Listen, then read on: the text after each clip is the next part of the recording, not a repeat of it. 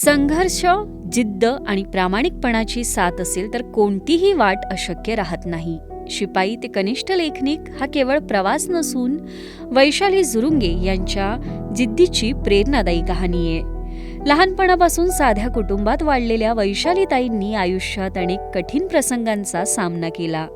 पतीच्या निधनानंतरही खचून न जाता त्यांनी नव्याने उभं राहण्याचा निर्धार केला. शिक्षणाची ओढ जपत त्यांनी BA, MA आणि B.Ed पर्यंतचं शिक्षण पूर्ण केलं. शिपाई म्हणून सुरुवात करत आज कनिष्ठ लेखनिक पदापर्यंत मजल त्यांनी मारली आहे.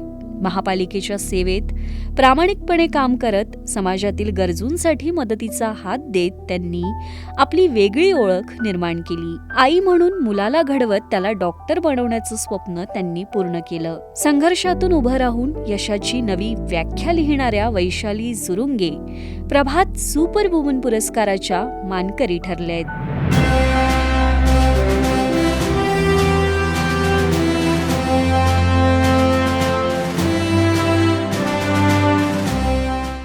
माझं नाव वैशाली परशुराम झुरुंगे. मला हा पुरस्कार प्राप्त झाला ह्याचा मला खूप अभिमान पण वाटतो आणि आनंदही वाटतो आहे.